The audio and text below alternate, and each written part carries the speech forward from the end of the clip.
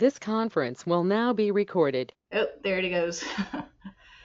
Good afternoon, everyone. Thank you for being here today. My name is Terry Ann Paolo. I'm a regional planner with the Treasure Coast Regional Planning Council. Today's session is Funding and Resilience, Martin County Sales Tax Referendum for Conservation. Before we begin, I'd like to take a moment to acknowledge the funding that made this speaker series possible. This event is supported by the Florida Department of Environmental Protection's Resilient Florida program, which is dedicated to enhancing the state's resilience to flooding and sea level rise. The Treasure Coast Regional Planning Council, as a regional resilience entity, plays a key role in coordinating these efforts, providing technical assistance and collaborating across counties and municipalities to develop strategies for mitigating the impacts of climate change. We are incredibly grateful for their support in fostering this important conversation. Just a little bit about the Treasure Coast Regional Planning Council, in case you're not aware. We were established in 1976 as the only regional forum where elected and appointed leaders from Indian River, St. Lucie, Martin, and Palm Beach counties come together to address complex regional issues. The Regional Planning Council works on strategic solutions and build consensus around key goals in areas like urban design, economic development, transportation, emergency preparedness, and natural resources. Comprising of 19 locally elected officials and 9 gubernatorial appointees, the Regional Planning Council plays a vital role in shaping the future of the Treasure Coast through collaborative planning and coordinated action. Now it's my pleasure to introduce today's speaker, John Maehl. John serves as the Environmental Resource Administrator for the Martin County Board of County Commissioners, where he leads initiatives focused on ecosystem restoration, water quality enhancement, and sustainable land management. With a diverse career in public service, John has been instrumental in developing Martin County's conservation land acquisition management programs. John's commitment to preserving Florida's natural resources is evident in his efforts to protect sensitive habitats and promote community engagement in environmental stewardship. And now I will turn it over to John. Thanks, Terry, and thanks for the opportunity to talk about the county's long history and future efforts in acquiring conservation land. This is a really fun topic. I've been working in state parks and ecosystem restoration for 30 years, and there's nothing more impactful than acquiring conservation land. It permanently moves the needle, and they're not making any more of this stuff we call ecosystems, and so it behooves us to protect what we can while we still can, and that's been part of the Martin County ethic for a long, long time, and it's evident by a cursory review of the map and a simple drive through the county. You can tell that that's been a priority, and my belief is that it's really the fundamental aspect of what makes Martin County different.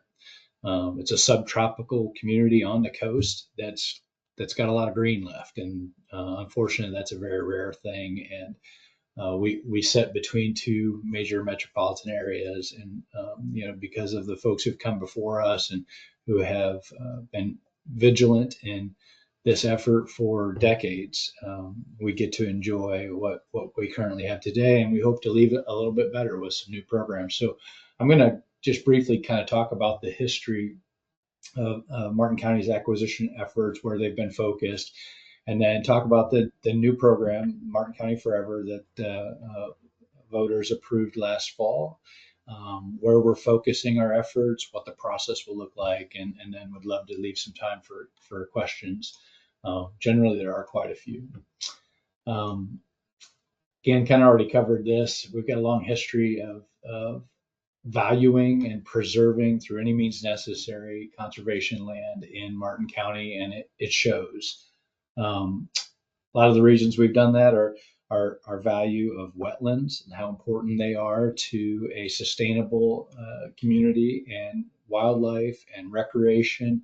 The conserving conservation land has been a priority in Martin County for preserving areas of natural area water storage and treatment to help reduce stormwater effects from urban development and agricultural inputs. It also is a large economic driver.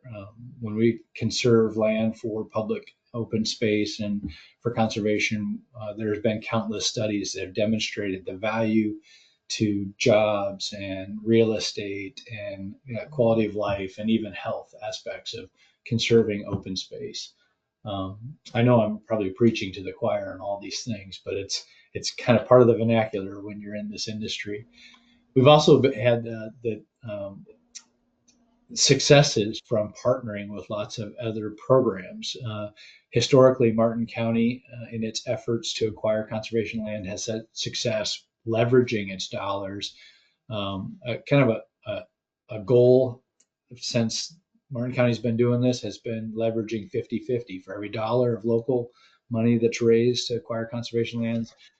Staff have worked at leveraging that with dollars of state and federal sources, NGOs that are involved. And one of those is a great example is Florida Forever program.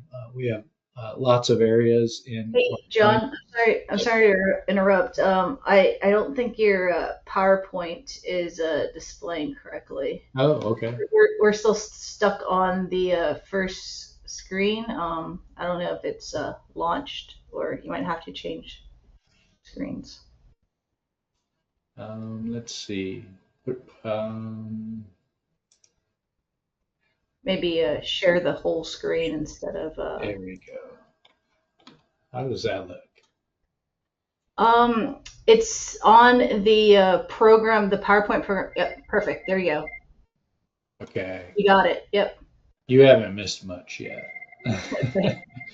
But thank you for pointing that out. I think we're good now. So, Florida Forever has been a great partner. There are several of the areas of focus that Martin County has for conservation lands that overlaps well with Florida Forever. And then there's a new program called the Wildlife Corridor that emphasizes through the Florida Forever program conservation lands that create connectivity. We've begun to appreciate the value of corridors in acquiring conservation land for how wildlife interact with the land. It also happens to work well for trail connectivity. The more we can connect properties, we get to generate that concept of the whole being greater than the sum of its parts, if you will. So a property that's acquired in a linkage that draws two large areas together has an exponential benefit. So we've learned to target those areas as well. And the Wildlife Corridor has a lot of overlap with some of our program areas historically. This map kind of illustrates where our past efforts have been and some of the successes that we've had. I'll start over here on the west. All of this area, kind of in western Martin County, could be summed up in two programs that I'll talk a little bit more about as we get into the Martin County Forever effort. This is generally considered the Indian River Lagoon South project. And I know when I say the words Indian River Lagoon, people think over here on the east side. It's a very specific designation that calls out a federally authorized program that was originally approved in Congress in 2000 as part of the Everglades Restoration, the Greater Everglades Restoration Project. And in 2007, Martin County was successful in getting approved the first Everglades project, which was the Indian River Lagoon South project, which intends to treat water and store water in the watershed that drains to the Indian River Lagoon from the Everglades. It also included some very forward-thinking ideas about preserving natural lands as part of that federally authorized project, so that as you build like large above ground reservoirs that really detract from habitat, you offset it with something that provides that habitat that was reduced from those large reservoirs. And experientially, because we were early on this and some of the land that was acquired through a previous sales tax paved the way, if you will, it's a terrible reference, for the C44 reservoir being the first of the major Everglades restoration projects to get built. Nearly $1 billion project between the feds and the state in storing and treating water in our local basin. And largely it was first in line because of the advocacy of Martin County and also us putting up some of our own funds to acquire that land. I believe it was about 16 million that was committed to acquiring the land that those projects were built on, that precipitated a nearly $1 billion investment in water quality in Martin County. So that kind of describes this area over here. And you can see the green area. And this is area that's already been acquired.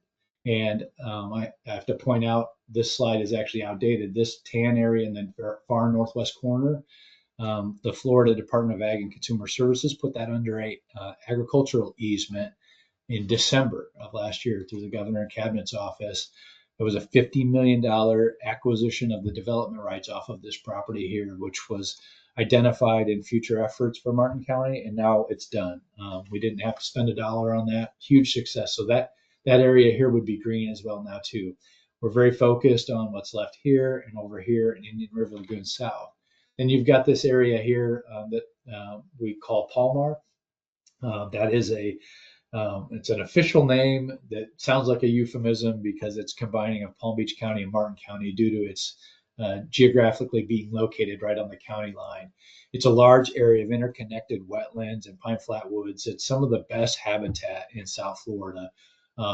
We've had challenges with acquisition there because large parts of it were illegally platted and sold off all over the country as kind of like the quintessential land scheme. You can buy an acre of water in Florida and build your dream house. Well, they never opened roads. It wasn't permitted for construction, and these have languished for decades. And the county, working with the state, has been working on acquiring this for a long, long time. Actually, tonight, and I'll talk a little bit more about that later, our Environmental Lands Oversight Committee is going to hear a presentation about an opportunity to acquire another 1,500 acres in here that gets us much closer to finishing that. And then over here, you've got this area that we kind of have recently started calling Loxa-Lucie as part of a local grassroots effort to try and create this connection between two large state parks and create a giant recreational habitat and water quality corridor in this area. And then the area that's really hard to see where we've had a lot of success in buying smaller acres adjacent to water to provide access is these blueways. They don't show up as profoundly on the map, but they probably have the most significance in terms of the public using them and enjoying getting out into nature. So that brings us to 2024. Last fall, the voters in Martin County said we'd like to do more of this to the tune of $227 million over the next 10 years in sales tax. It's a 0.5 sales tax. There's several things that are exempted by statute, staples, not literal paper staples, but staples to families that, medicines and food, and it's also limited to $5,000 for any transaction. So if you buy a car or a boat, it's only the first 5,000 that 0.5 sales tax is attributed to. But Department of Revenue estimates that it's going to generate $227 million for us to advance all of these land acquisition programs. It was approved by 64% of the voters. It was, like I said, it was grassroots driven. It was funded and campaign totally driven by citizens that were interested in doing more to contribute to the Martin County difference.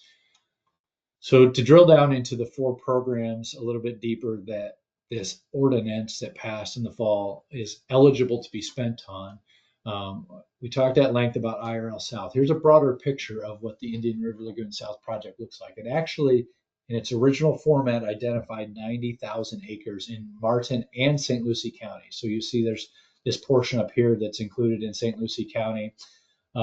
We have advocated for that and continue to advocate for that, not just because we're good neighbors, but because all of this basin drains down these canals into the St. Lucie River and estuary. So preservation of natural areas for water storage and treatment in Western St. Lucie County plays a very critical role in achieving our water quality goals in the St. Lucie River and estuary. It's about 27,000 acres that we've identified in Martin County that could still fit those program goals, and we're actively pursuing willing sellers and partnerships in the acquisition of what's left in IRL South. Most of this land that's left is in some form of low intensity agriculture ranching, and it also tends to be the land that's closest to urban areas and probably at the most risk for development. So we're aggressively pursuing partnerships with those landowners and coming up with mechanisms for using partnerships, because frankly, if we tried to do it all, it'd be over $1 billion or more. So we're really going to need to lean on potential funding partners to make our 227 million achieve as much as possible. We talked about Palmar. There's just a few more slides that show some of the intricate wetland systems and just how critical this is. It also adjoins large, already public recreation areas. Hungry Land, J.W. Corbett, Pine Glades, Culpeper, all of these areas are already publicly owned and available for public recreation. So when we're able to secure enough of these properties in here, where you can see the quilted patchwork of ownership, then this will be able to be just rolled into the public access and management of the Hungry Land Wildlife Environmental Area.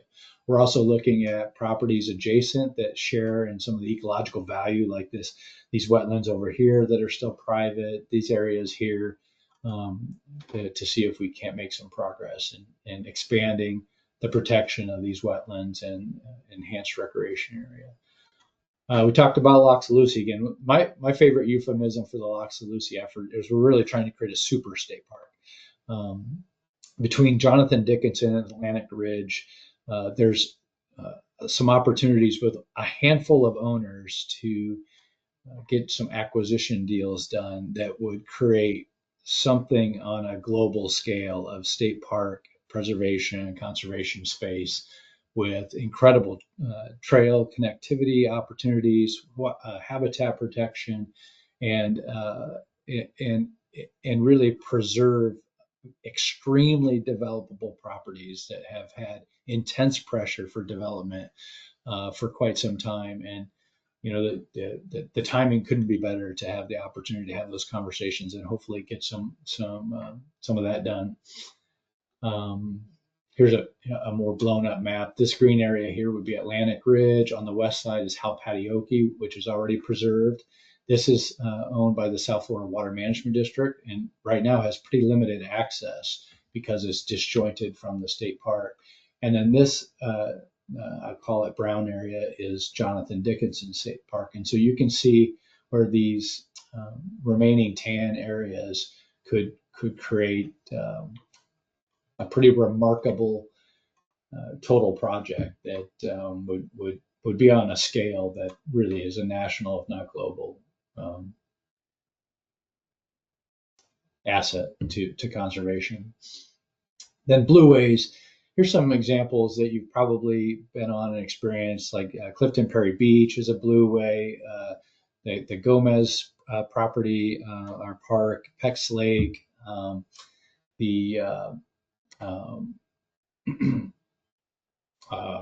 drawn a blank. These are these areas where we've got little boardwalks through mangroves, we've got boat launches, we've got paddling accesses around more in the urban area, and beach accesses. And there are some opportunities left, believe it or not, that have not been developed, where we think we can make some progress in enhancing public access to the water and conserving some wetlands and some really critical smaller habitats in the urban area. This is an example of something we were able to kind of create from those, and it's on the statewide Blueways paddling trail network. Kind of illustrates how these accesses can create some waterborne connectivity throughout the county. This is something that has been highly promoted through our tourism office and has generated a lot of interest for visitation to Martin County, as well as just getting folks out. We have an ecotourism program at the county that provides free paddling and hiking access, and we're often shocked at how folks who've lived here for a long, long time don't realize the incredible opportunities that they have to go out and experience the water and conservation lands in Martin County that they help to provide. So a little bit about our process. Once the sales tax passed in November, staff had to work pretty vigilantly to prepare a program and process for how this new funding source would be implemented. One of the things that the ordinance called for was establishing a citizens oversight committee to help provide transparency and public involvement in the identifying and prioritizing of lands that would be acquired with the sales tax. This flow chart is kind of an easy graphic way to illustrate how things will go from an idea to an acquisition. One thing that's very germane to this afternoon is this box right here is going to happen at 5 o'clock this afternoon in the commission chambers. And we've had one ELOC meeting where we kind of laid out the process for the new Citizens Oversight Committee and the 9 members that make that up. Tonight will be the first time they actually get a presentation on a couple of potential acquisitions, and they have the opportunity to score those. Once that's done, we'll be taking them to the board of county commissioners for their approval, and then we'll start into negotiating purchase agreements and establishing partnerships to help fund those with the state, federal government, NGOs. We've even had private citizens come to us and say, "Hey, we'd like to contribute to this cause. I have X number of dollars. Help us figure out where to plug in," and that's been incredibly exciting. And then we'll bring them back to the board for closing. To date, we've got over 20 different properties that we're making progress on at some level of engagement with the owners, willingness to participate, identifying partnerships, qualifying whether they fit into the ordinance description of the 4 program areas, and even some already going to discussions about appraisals and negotiating contracts. So from a staff perspective, we'd love to spend half that money this year and buy land at today's prices, and while it's still available, before it becomes something else. Our Citizens Oversight Committee is made up of 9 members. The ordinance prescribed kind of which groups would nominate people for participation in the Oversight Committee. I think we've got a great group of forward-thinking and really wonderful people from the community that are helping us navigate through this, and even kind of engaging and helping to work with landowners where they've got a niche relationship or connection. This is an example of the form. Anyone listening to this conversation, if they know of a property that they think might be a good one for us to consider, could submit a form like this from our website, and staff will take that and identify whether it fits into one of the 4 program areas that the ordinance requires, and then start the process of getting it reviewed by, we're using Florida Natural Areas Inventory to help us identify the ecological value of each of the properties, and to provide that information to our Citizens Oversight Committee for their ranking, which follows this chart. And so these are some of the categories that are all of the categories that the committee will score each property based on its value in each of these areas. So, for instance, how much development potential is there? And that would be a consideration. Are there recreational opportunities? What are our partnership opportunities in this for leveraging outside dollars to make our local dollars go further? And then all this will be rolled up into a total score, and all the properties that we're considering or that we have willing sellers for will get ranked, and it'll help staff to understand where to prioritize and where to commit our resources. Again, I mentioned tonight, our first big kickoff will be at 5 p.m. at the Commission Chambers. I would extend an invitation to anybody listening to come join and see how this process plays out. We expect then in August and or September to roll out about 20 more properties as we get those ready for presenting to the Citizens Oversight Committee. And with that, I'd love to take any questions.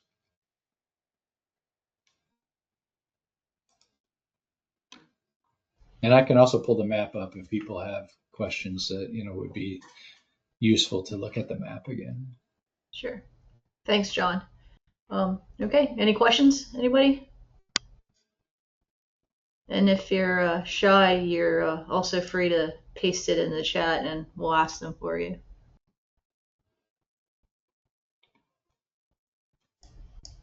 It might be that this has been so well messaged by the supporters that everyone knows about it already.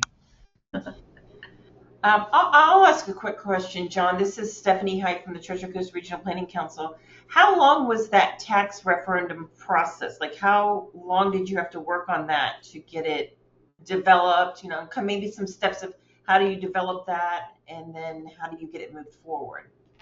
That's a great regional planning council question. I don't. There's a lot of ways to answer that question. Somewhat of a clever way to answer is forever. Like, it's something that we're always working on, and we're always kind of pushing from the Environmental Resources Division standpoint that, we're always suggesting that there needs to be dedicated funding either locally or at the state or federal level, because these needs are out there, right? And we're running out of time, frankly, to meet those needs. So, but from a functional standpoint, this entire process, I would say, probably took us a couple of years from inception to having the vote and getting this approved by the voters.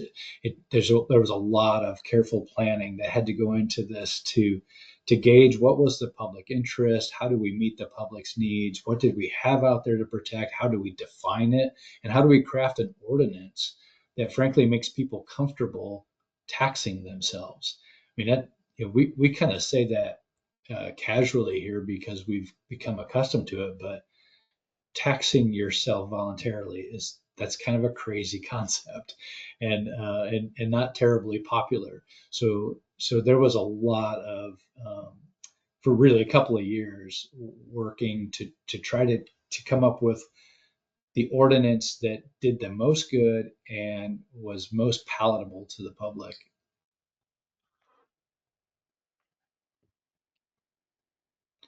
So, John, this is Joe Capra. Can you hear me? Yes. Hey, just out of curiosity, some of the tax dollars for this go to the municipalities.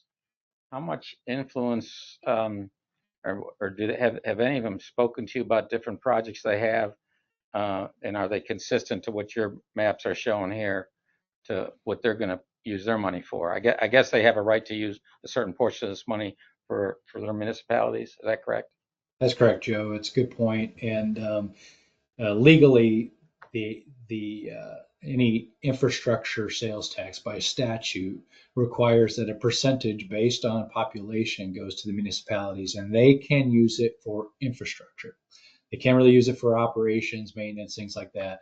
The largest portion of that is the city of Stewart, because of their population of 16 or 17,000. They get like 1.5 million on estimate each year. The county is getting about 23 million per year for the ordinance prescription.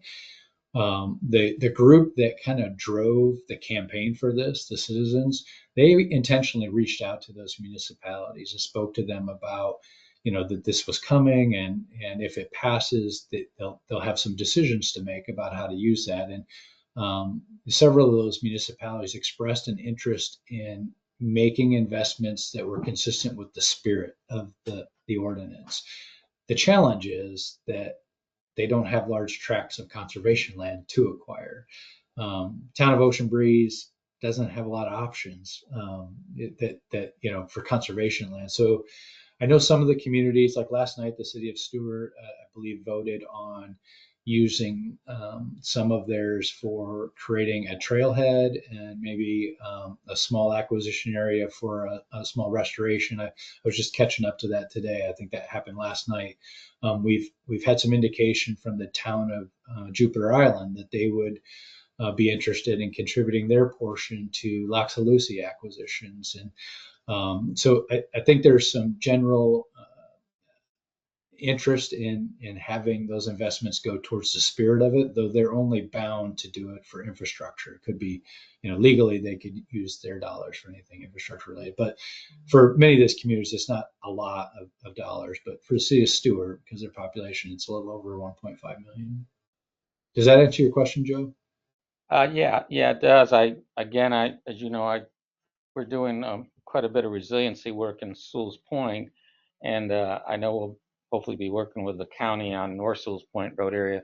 And I'm just wondering, in acquiring some of these lands uh, near the river, if that helps, and it kind of serves as a dual purpose, not only for stormwater and resiliency, but also potentially some kind of access to the waterway. So again, I'm just trying to figure out what are some of the better benefits to fit more into the program that you're promoting, because I think it's a great program.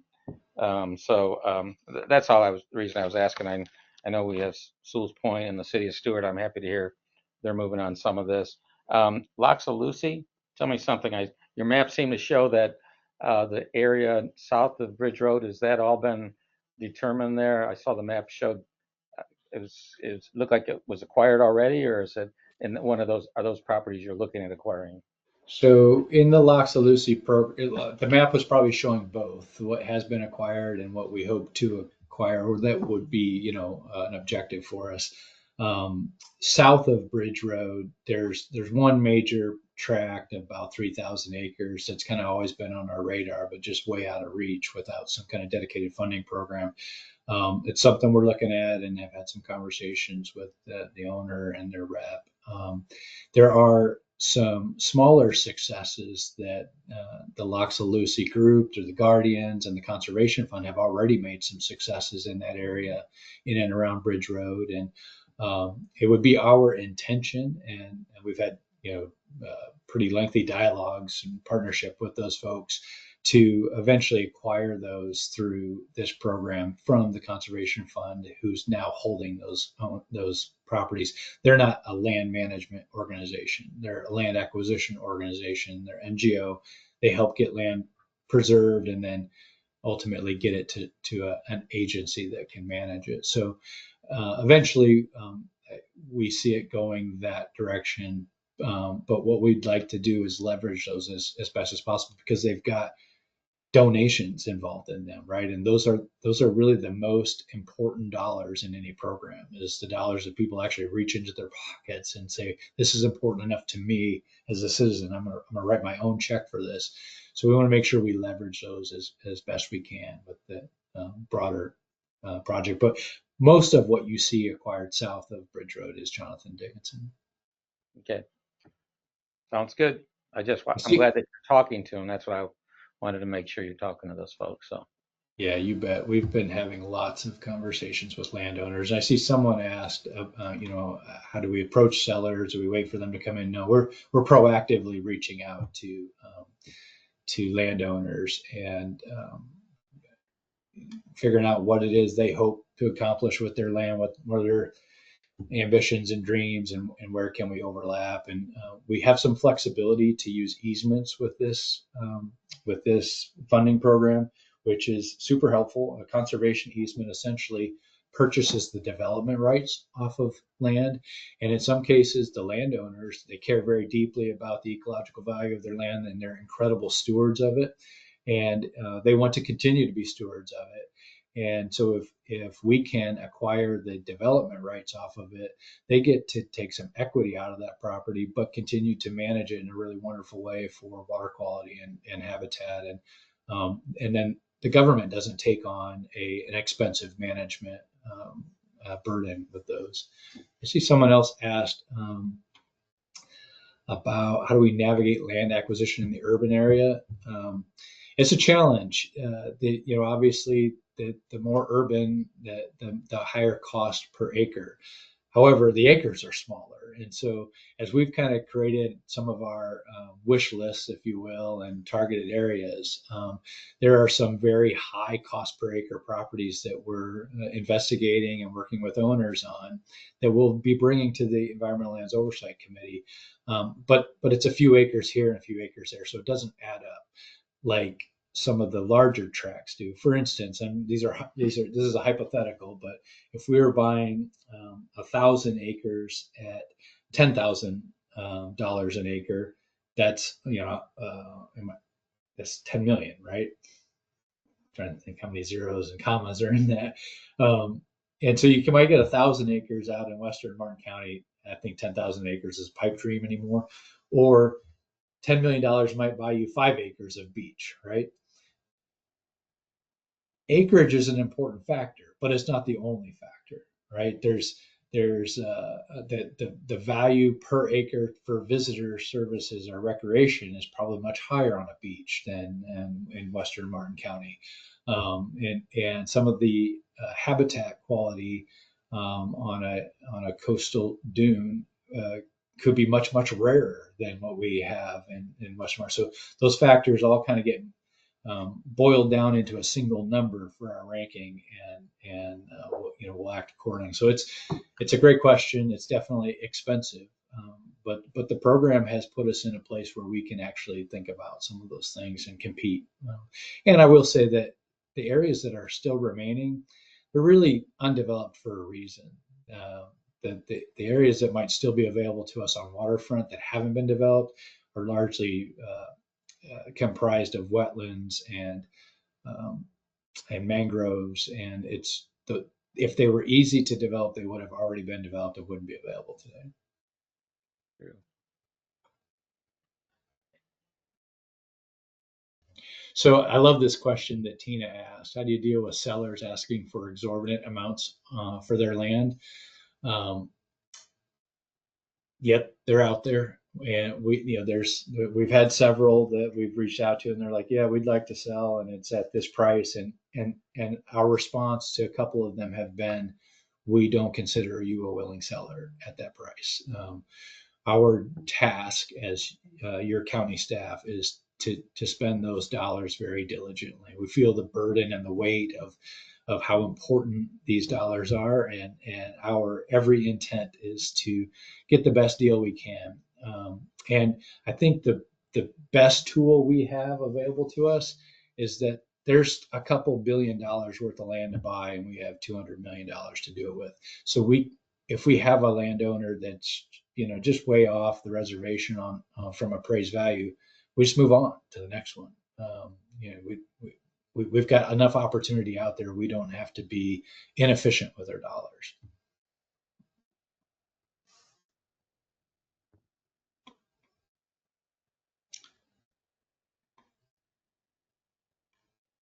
Marion is asking if we've considered partnering with the Nature Conservancy or other land acquisition groups. Absolutely, and we very actively are working with NGOs that have this interest or overlapping interests. We've got ongoing conversations with several, and some very and it's going to be parcel by parcel. So there's some properties we're looking at where we're already talking about who are our best partners on that, and we've had some that have gone very well. For instance, there's a property that we think fits well in the mission of Ducks Unlimited, and they love it. And so we're kind of working through what role they would play in that. The Conservation Fund, the Trust for Public Lands, absolutely the Nature Conservancy. Any group that has overlapping goals, we're happy to work with, and we realize that the more partners we bring to a project, the more successful we'll be with those large agency funding sources. We've got some that we're working on where we just know when we walk into Florida Forever, if they have money, that they won't be able to say no because of the partnerships. And it'll just be too attractive to them from their metrics. So absolutely.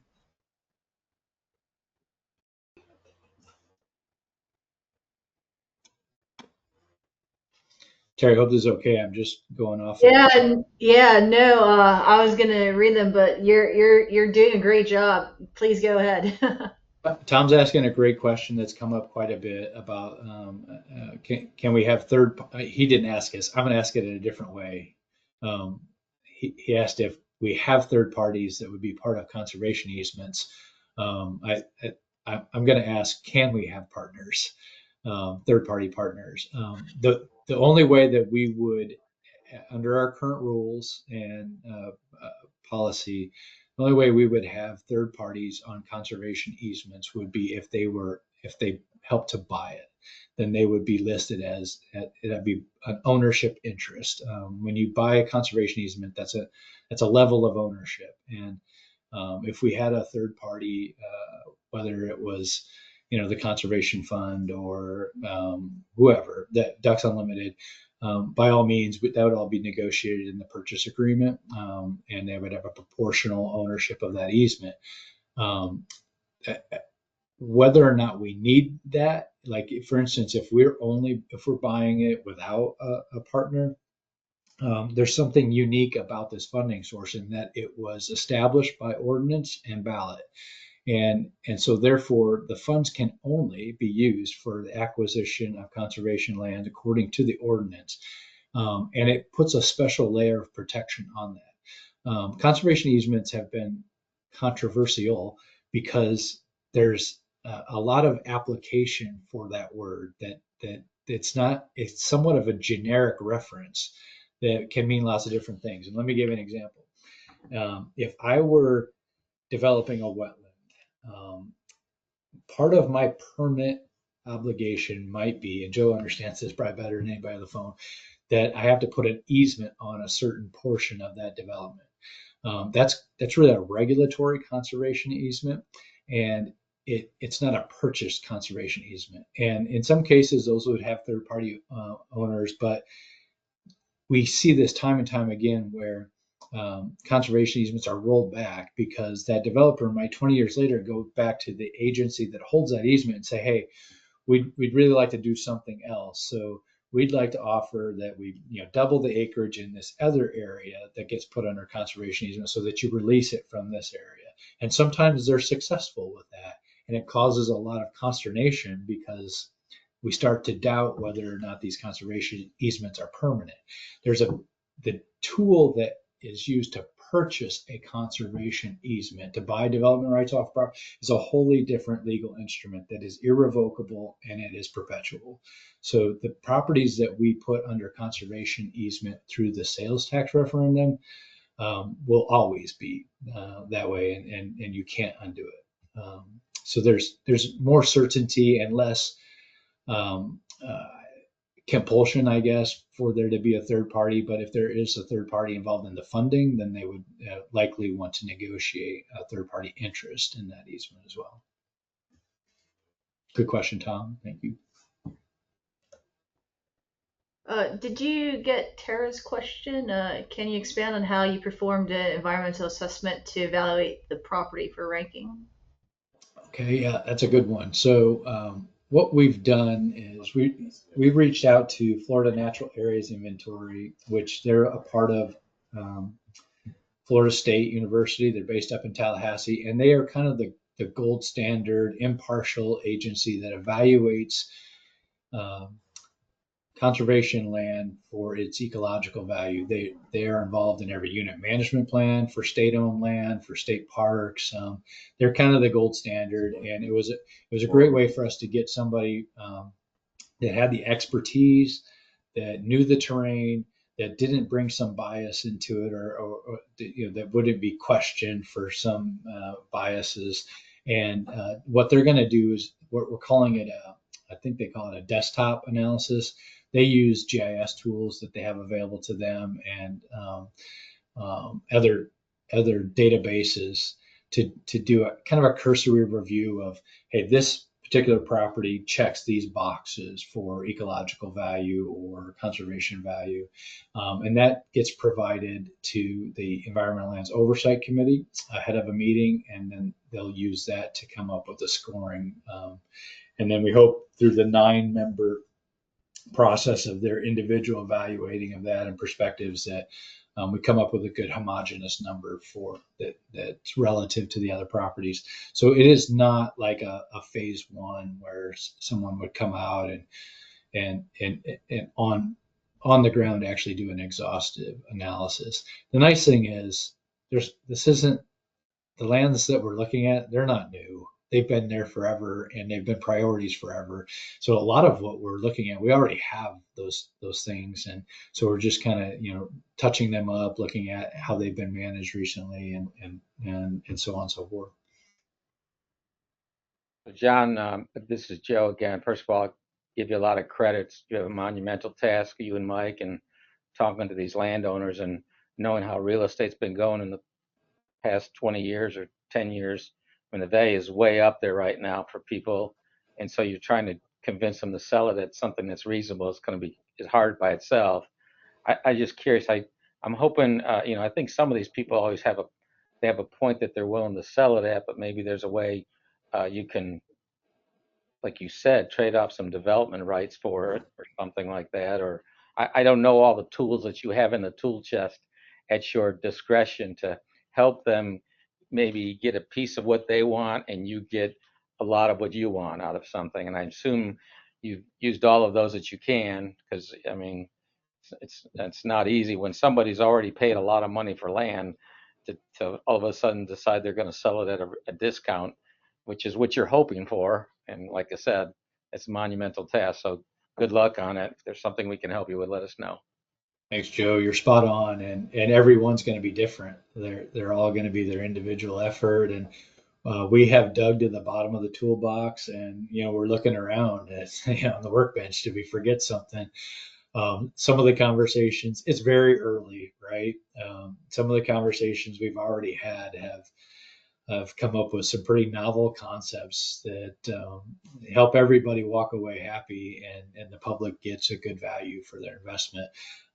Some of these, there's crazy stuff happening too. Like I look forward to celebrating some of these and being able to talk more freely about it, but there's several big projects underway where we might not even use the sales tax money because of how clever the arrangements are becoming. And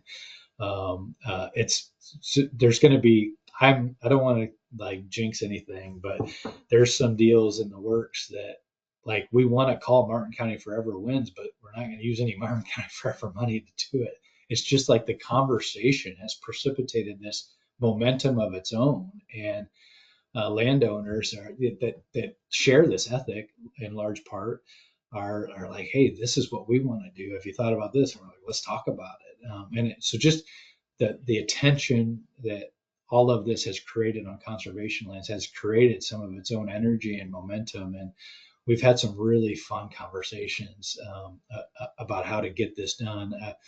We've got a little bit of a war room, and I call it mock drafting. How we disperse these dollars and get the most of our goals accomplished with them, and it's pretty interesting. There's going to be some fun stuff happen, and you're right, it's challenging, and we've got to be creative. Just you talking about it, I think, shows that you're willing to work with people. So that's a good start, really, John. So thanks, Joe. Yeah, good start. There's another one in the chat, John. Is there the potential for lands acquired adjacent to existing management areas or state parks, like JD, to become part of the state park or management area? Yeah, that's a very big intention in the Loxa-Lucie area, is that eventually those would all become part of the greater state park recreational area and management of DEP. And that's not without some prescription already. The optimum boundaries that are identified in the unit management plans for those two state parks include these areas. So these have long been considered ideal acquisitions for the state park. They just haven't been able to do it, and so we're coming alongside DEP with their stated goals, and say we want to help you get this done. And so it would be hard for them to say no thanks. But we fully expect that when we have success with these acquisitions, that they would be rolled into the state park. And there may be portions that also abut county managed areas where we come up with some agreement where you guys will manage this part, we'll manage that part. But certainly our intention is to create a massive super park around Bridge Road. I guess I just have a final question for you. Do you have any lessons learned as you undertaken this process? I know, like for instance, I know St. Lucie County is not, they don't have a sales tax referendum, but I know they're trying to acquire some lands as well. So just any lessons learned, best practices. If there's one thing, I'm going to boil it down to one thing that really I would attribute our success to. Um, find some members in the community that they're passionate about this and have the wherewithal and the energy to see it through, and let it be driven from grassroots. It's one thing for a bureaucrat like myself to speak to a group and say, yeah, we need to reach into our pockets and make this a priority. It's a whole different thing when citizens themselves drive it. And I think that was the defining difference between this last initiative and previous initiatives that did not pass, is that it was led by a group of concerned citizens that says, we want to do this. Cool. All right. Any other questions from the group?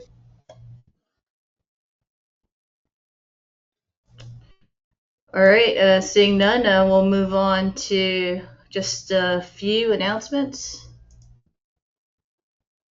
The South Florida Water Management District has extended their deadline for their draft 2025 district sea level rise and flood resiliency plan and map comments to this Friday. It was originally due last Friday, so if you have any other burning comments you didn't get to submit before last week, the deadline has been extended to this Friday.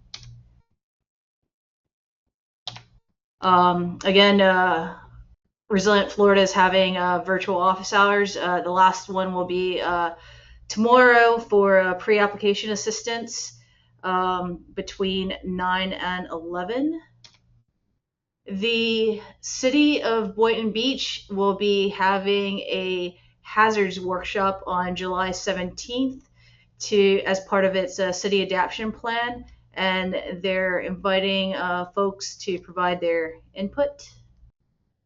And then on July 22nd, the Florida Community Disaster Resilience Zones navigators, they're having a statewide webinar. When I posted a little video here that you can view on your own. It's about what the group is, the Florida Navigators. So when you all have the PowerPoint, you can view it at your leisure. And here's the link to zoom in. And then this was just in right before this call, actually. DEP is asking for quarterly resilience forum speakers to talk about on flood resilience topics. That forum will be on August 6th. They're asking for nominations. So if you have any nominations or would like to nominate yourself, go ahead and do it.